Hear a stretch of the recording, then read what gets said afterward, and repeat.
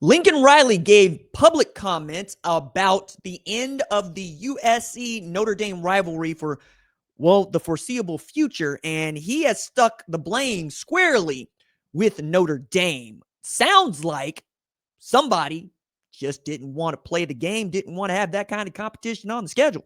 What's up, kinfolk? It's RJ Young. I am not on a step mill. If this is your first time watching Adapt and Respond, thank you for joining us here. We talk college football year round. If you're into that, and I think you are, go ahead and hit that subscribe button. Like this video. Answer the question in the comments below. How do you feel about the end of the USC-Notre Dame rivalry, which stretches back to 1926? Now, COVID year aside, this has been one of the marquee rivalry games on the schedule each and every year, up there with Ohio State and Michigan, Oklahoma and Texas, Alabama and Auburn, the Deep South's oldest rivalry with Auburn and Georgia, the world's largest outdoor cocktail party in Georgia and Florida.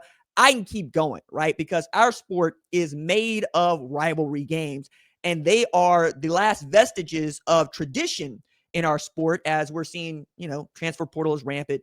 Name, image, and likeness is here to stay. Revenue sharing came online this year, and the extension of the college football playoff still might happen if they can get a deal done by January 26th, which means we go from starting this thing with 4 teams about 11 years ago to 12 teams a year ago to perhaps even as many as 24 teams in the foreseeable future. But along those lines, there's been a lot of conversation about whether or not you should load your schedule with good teams, ranked opponents, if it's not going to help you get in the college football playoff. And Notre Dame has been the loudest about this.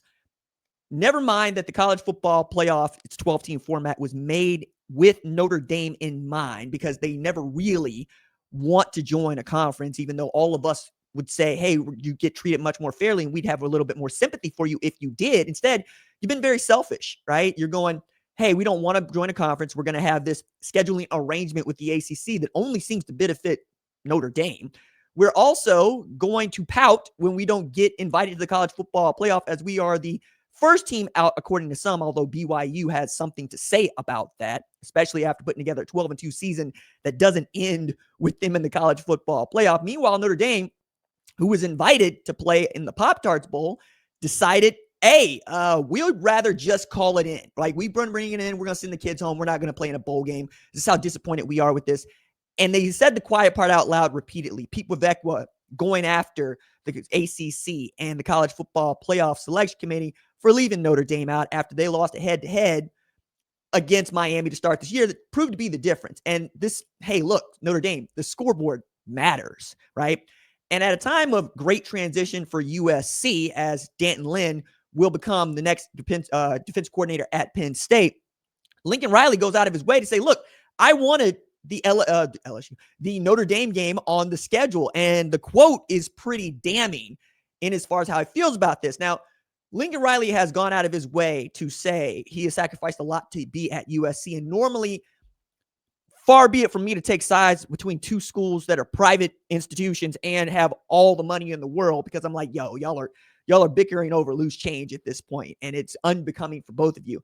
But this is a rivalry that has yielded 24 national championships and 15 Heisman Trophy winners, to say nothing of some of the best and most iconic players the sport has ever seen, like Reggie Bush, for instance. Rocket Ismail is the first guy I go to, not Tim Brown, even though Tim Brown won the Heisman. I understand. But Rocket Ismail he's different. Y'all just got to look him up. I'm trying to tell y'all. Jerome Bettis, Manti Te'o. We can keep going here to Jeremiah Love and not getting to see him for that last year. I think making it different was really, sorry, I got a Slack message, just kind of caught me off guard there. What makes this a little bit different for me was simply knowing that Lincoln Riley and them will be able to make that thing happen. I think Lincoln really wanted this game on the schedule because it helps them get into the college football playoff, but also he plays the Big Ten schedule. And for him to be the guy that's saying, hey, look, I think that we're going to be the people that are going to do this,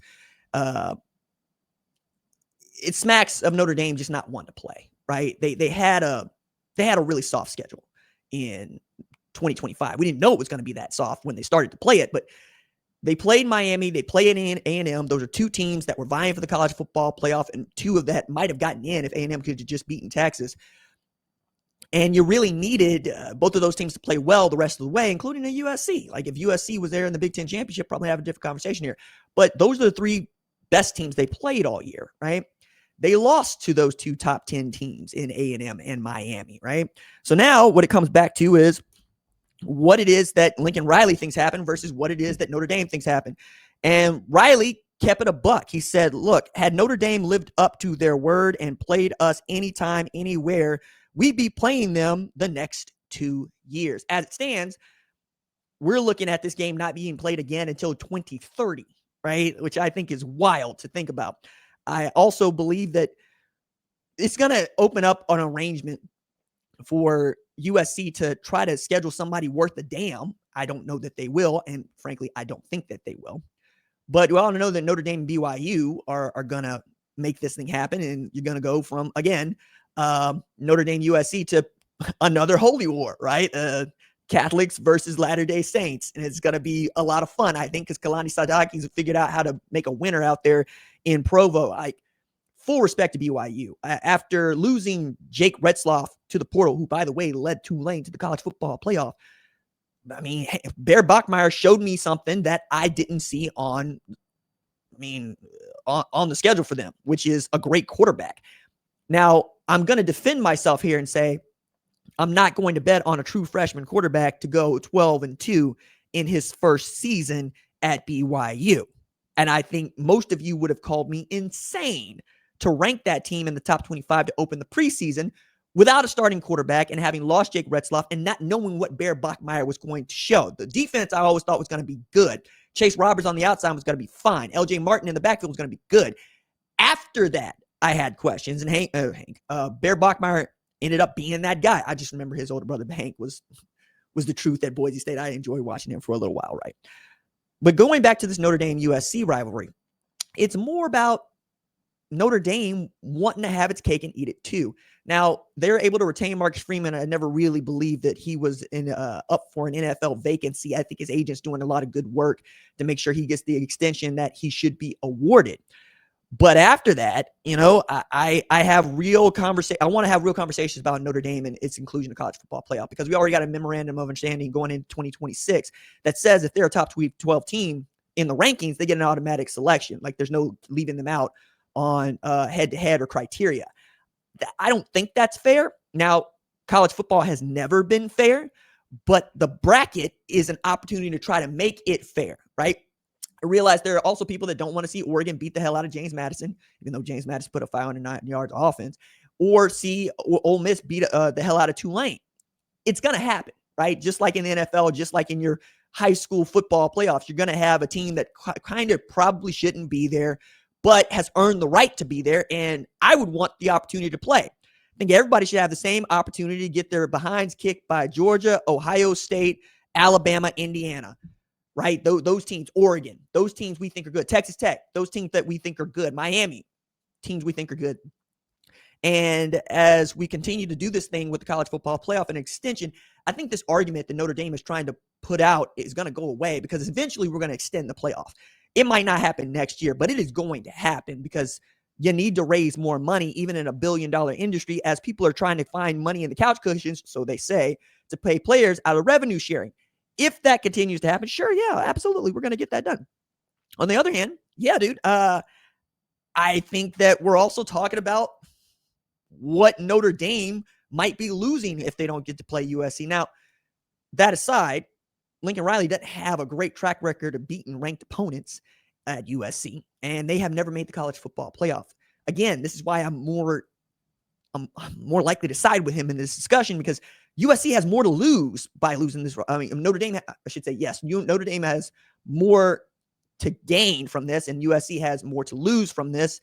But when USC plays a Big Ten schedule and they're adding Notre Dame to it, you look at Notre Dame and not really picking the Big Ten as a partner, or the SEC as a partner, or picking the ACC or even the Big 12 as a partner.